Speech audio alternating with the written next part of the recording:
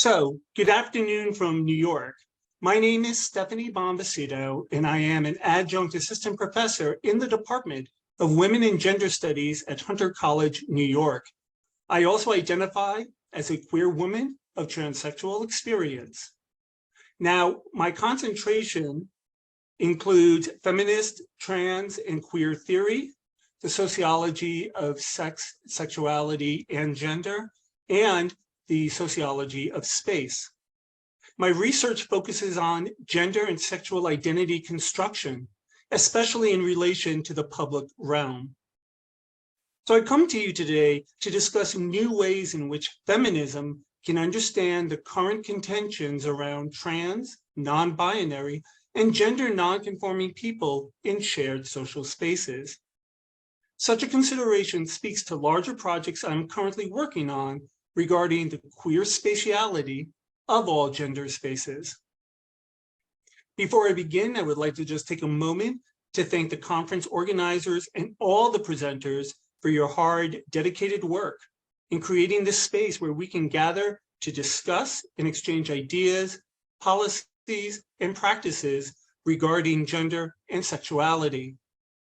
In 2023, in this contentious and increasingly violent cultural and political moment, spaces such as these, whether in person or virtual, should not be taken for granted.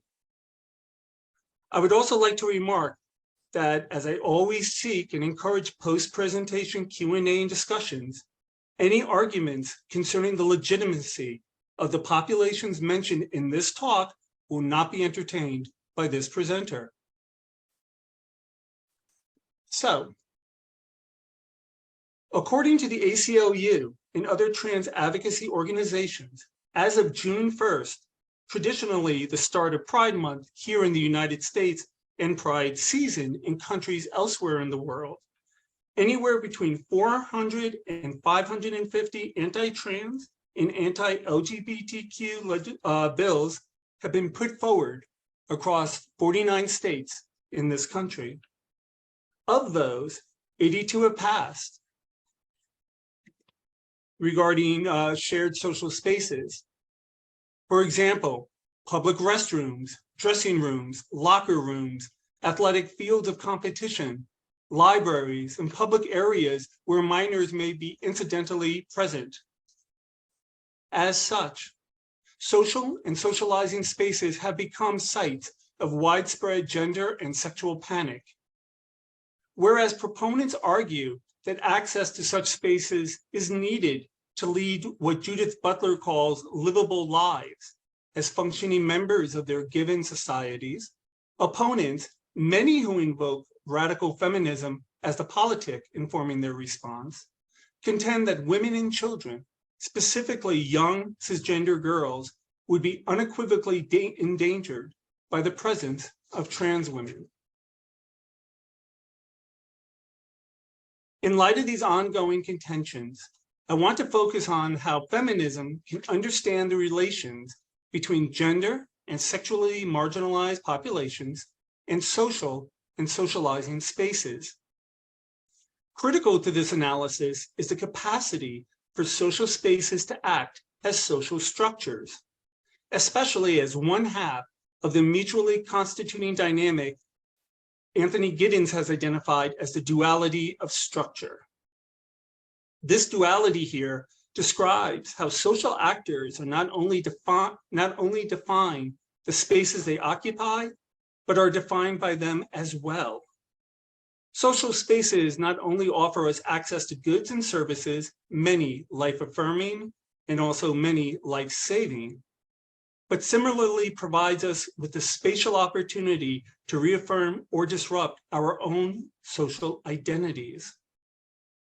As other sociologists have pointed out, we are where we can come together in political, social, and even sexual environments.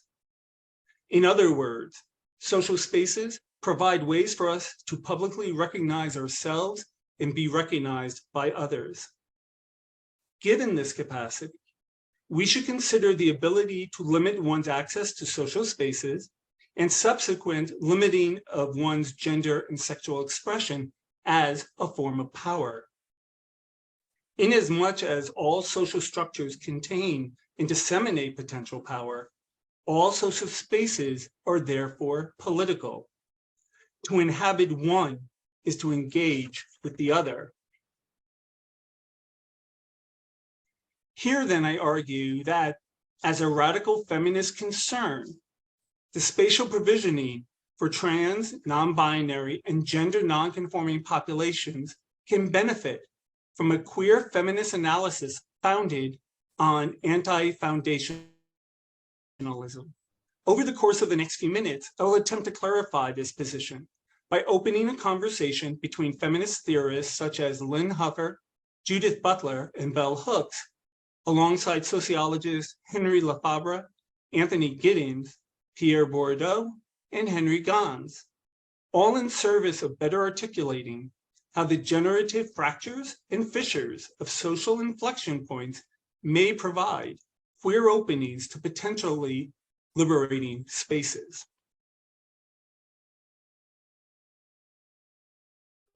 Here is the question then, or the first one. Does the queering break with the gender binary provided by transformative identities create an opportunity for feminist advocacy? Now, I've been thinking about how that answer may lie in anti-foundationalism, especially as conceived by queer feminist theorist Lynn Huffer in her book, Are the Lips a Grave? In this work, Huffer calls upon an anti-foundationalism fashioned from the genealogy of Foucault and the deconstructive feminist approaches suggested by Irigaray and by extension, Ciseaux and Kristeva. It is critical to Huffer's project to forge an understanding of non-foundationalism from these elements to be able to bridge the long-standing theoretical divide between nouveau queer theory and traditional feminist standpoints, to perhaps think through what is possible in regards to an ethics of sex. Such a postmodern project, I argue, leans into the potential power and politics of queering difference. By linking Foucault, or queer sexuality, and Irigaray, or the non-gender of women, and importantly, Irigaray through Foucault, reimagines a more sociological familiar difference as now a generatively queer divergence from patriarchal origins and context. In doing so, Huffer's work suggests an analysis and methodology that can marry queer and feminist theory together via their investments in non-traditional epistemology of disconnect. For example, Foucauldian genealogy allows us to consider a wider scope of gender and sexual identities by breaking with their strict biodeterministic origins. This in turn allows us to consider the influence of the interpersonal in context of culture, society, history, and politics. Or, as Huffer describes it, echoing in no small way Lefebvre's own philosophy of social space, quote, the subject in its relations to others. In reading Irigaray through Foucault opens theoretical space for Huffer to reconsider the French philosopher's ideas on sexual difference as a type of, quote, queer heterosexuality. So, in Foucauldian genealogy, we have the queering disconnect from binary-based biological essentialism. And in Irigaray, we have a, quote, queer heterosexuality that conceptualizes new definitions of women, in specific, and gender writ large, in defiance of patriarchal doctrine. In both, difference from disconnection creates an anti-foundationalism that can attend to that which transcends and is transformative, and by extension, that which is queer and queering and feminist. Still, an important question remains. How does Huffer's anti-foundationalism satisfy the criteria of radical feminism that spatial inequity requires? To better consider this question, I turn to the late radical feminist author, advocate, and educator Bell Hooks, who has defined feminist politics as those principles which seek to end, quote, sexism, sexist exploitation, and oppression. It is important to note here that Hooks attaches no specific genders to her definition, allowing us to consider the outcomes of systems and structures instead of individuals and classes. As a queer and queering analytic, anti-foundationalism provides a way to highlight spatial inflection points in the public realm, those transformative locales that not only provide sanctuary, but also decenter, destabilize, and subsequently deconstruct normative standards. Each of these spatial moments can be found in today's public sphere, whether in the very existence of all gender bathrooms, LGBTQIA community centers, the longevity of gayborhoods and the gay village, the insistence of pride in queer marches, even in the underground location of alternative sex and fetish events. As Shotwell and Sangre argued in 2009, even the presence of trans people in ostensibly cis-centric heteronormative spaces, such as a woman's room or a men's room, can trouble binary gender conventions, potentially creating third places from third spaces. Each of these sites provides a critical opportunity to contest those spatial conditions that have created conventional social inequities. In way of conclusion, I want to return to the importance of accessible public space, especially in its capacity to reaffirm social identities. In most everyday routine circumstances, the public sector remains open to those who can confidently exhibit the qualities of hegemonic convention, often cisgender, heterosexual, white, able-bodied, Western Christian norms. For those of us who can pass in that regard, the public sphere remains available, so much so that in its mundaneness, accessibility is under-interrogated, unremarked, unchallenged, becoming as invisible as air. Yet that air does not reach the lungs of everyone, for it is within the unremarked public realm where we unconsciously navigate and negotiate our genders and sexualities that trans, non-binary, and gender non-conforming people are finding their spatiality increasingly truncated, warped, censored, broken, and erased. I want to highlight here that it is within this void of concern that critical institutions, organizations, and even academic disciplines have remained silent or nearly so. Here I want to cast a perhaps provocative eye on mainstream feminism, a feminism that seeks equality over equity, a feminism that argues in thought experiments for a settled white Western cisgender sisterhood over a more intersectionally complex analysis of the material world, a feminism that sees the reach of its advocacy fall short of spaces delineated for, quote, women born women only.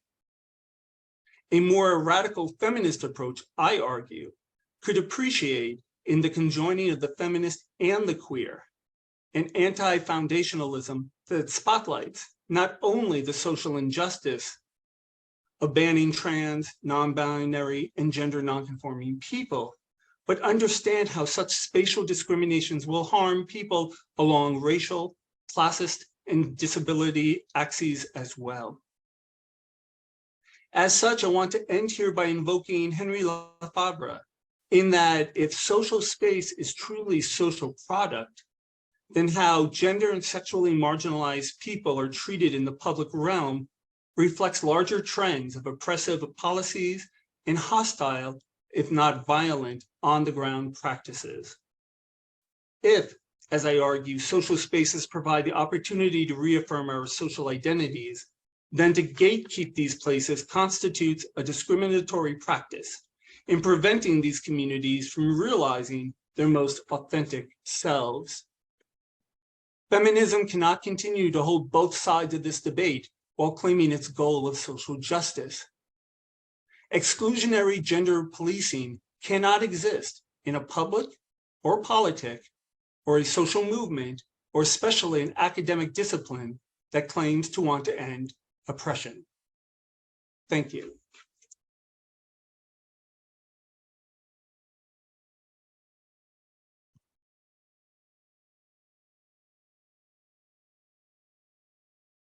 So I'm open to any questions that you may have. I will put my email address into the chat.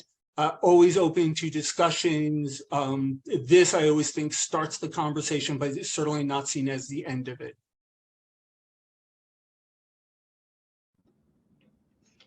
Hi. Hi, Stephanie. Hello. Hi. Thank you. Thank you for your presentation.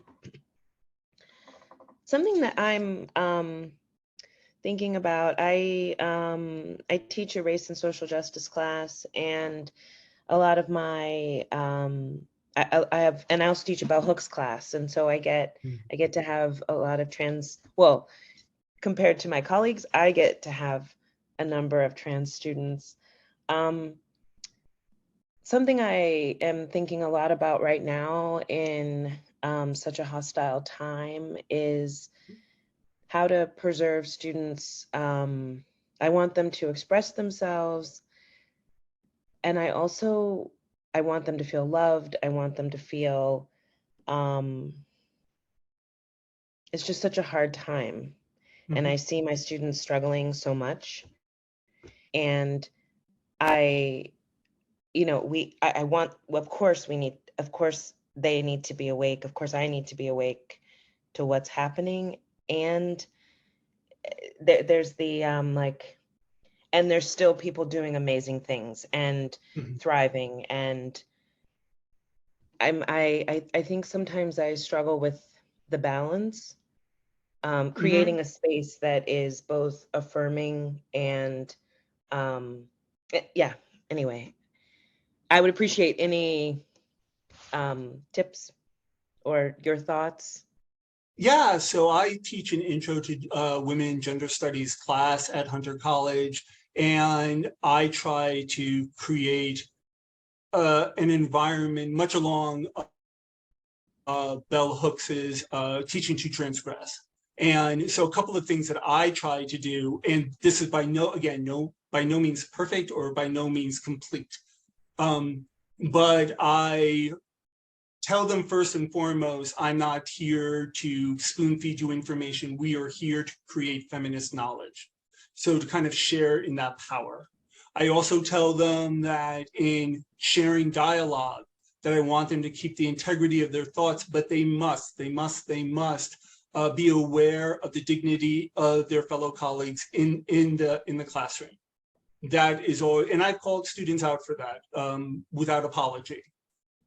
Right, so people think, oh, I have this great response, and then they say something that is harmful to other students sitting right next to them. And they'll tell me later, oh, I didn't know. No, I tell them in the very first class, you have to know, you have to be aware.